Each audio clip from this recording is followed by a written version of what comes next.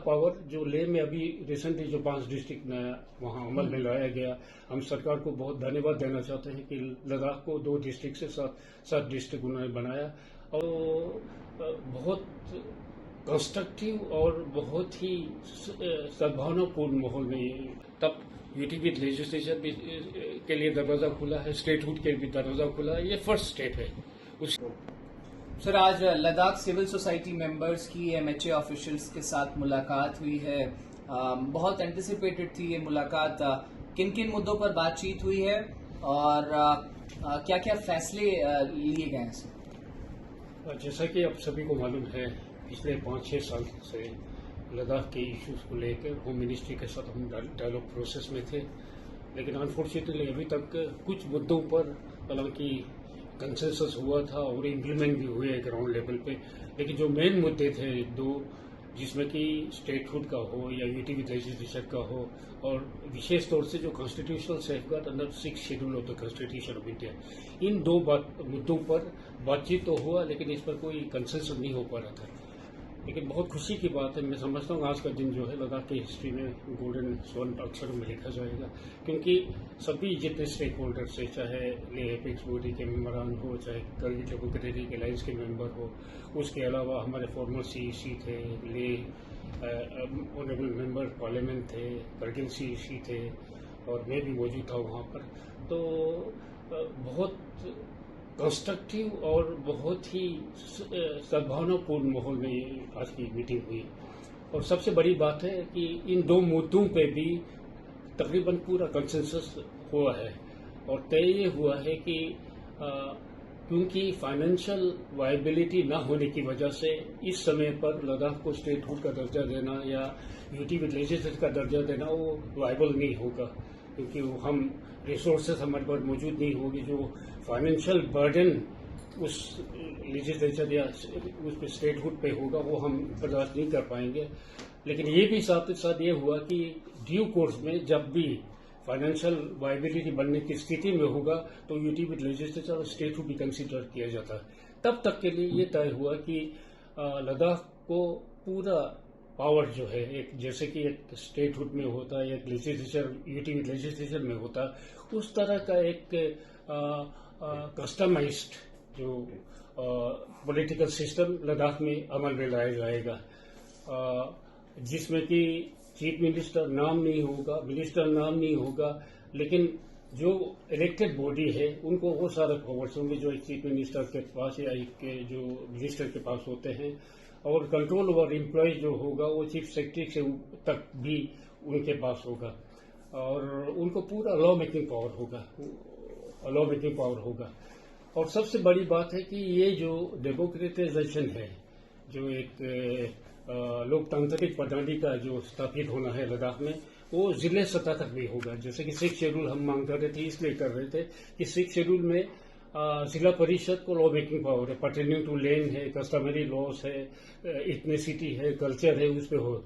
तो वो सारा पावर जो लेह में अभी रिसेंटली जो 5 डिस्ट्रिक्ट में वहाँ अमल में लाया गया, हम सरकार को बहुत धन्यवाद देना चाहते हैं कि लद्दाख को 2 डिस्ट्रिक्ट से 7 डिस्ट्रिक्ट उन्होंने बनाया और ये 7 डिस्ट्रिक्ट में है जिला परिषद बनेंगे जैसे कि 6 शेड्यूल में होता है, और उनके पास स्पेशली जो है लैंड और ये कल्चर और इथनिसिटी जो ट्रेडिशनल कस्टमरी लॉस होता है उसके बारे में लॉ की मेकिंग पावर भी उनको दिया जाएगा। ये बहुत बड़ी बात हुई है।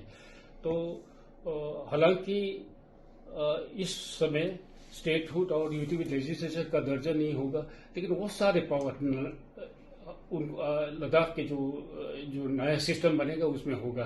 तो सिर्फ नाम से नहीं, लेकिन जो पावर होंगे वो सारा वेस्ट होगा, डिवोल्व होगा यूटी लेवल पे और डिस्ट्रिक्ट सतह पे। और साथ ही साथ फिर ये भी तय हुआ कि हमने वहां पर मांग रखी कि इस जो मूवमेंट के दौरान आपको मालूम है 24 सितंबर जो हादसा हुआ था उसमें जो शहीद हुए थे 4 और एक का बाद में हुआ था, और उसके अलावा तकरीबन 80 लोग हैं, उनके खिलाफ वहां पर संगीन जुर्म लगे थे और उनकी तरफ केसेस चल रहे थे, जेल में रहे थे। और स्पेशली जो एनवायरमेंटली सोनम वांगचुक है, उनके ऊपर एनएसए लगा था। हम सरकार पे बहुत ही धन्यवाद करना चाहेंगे। एनएसए तो उनके ऊपर से हटा दिया गया। तो हम चाहते हैं कि जितने भी बाकी लोगों के साथ जो संगीन केसेस है, वो सारे केस है वो वापस लिया जाए, ताकि लोगों में एक मैसेज आए कि सरकार जो है लद्दाख में जो मामूली ये माहौल वहां पर कायम करने के लिए ये एक बहुत बड़ा कदम होगा। और दूसरी बात है जो युवा से रिलेटेड जो बात है उसमें सर्विसेज का है, वो उसके बारे में भी चर्चा हुआ। और जैसे कि पब्लिक सर्विस कमीशन बनने की बात हो, उसके बारे में भी सरकार को गौर करने का उन्होंने हमें आश्वासन दिया है।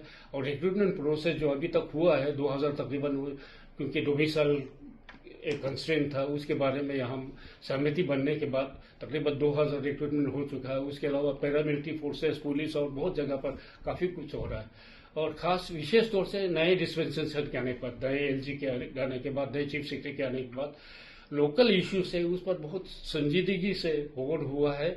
और जो यूटी के हदूद में आता है उसको बहुत पूरी तरह से वहां पर लागू करने की, अमल करने की प्रोविजंस को अमल में लाने के लिए कोई टाइमलाइन भी एश्योर किया गया है एमएचए की तरफ से? जी, अब क्योंकि ये तो इन प्रिंसिपल कंसेंसस हुआ है, अब इसके लिए ड्राफ्ट एक बनना है। तो होम मिनिस्ट्री की तरफ से ये तय हुआ कि एक टाइमलाइन के बारे में हमने उनसे रिक्वेस्ट किया, तो जितना जल्दी हो सके एक ड्राफ्ट वो तैयार करेंगे।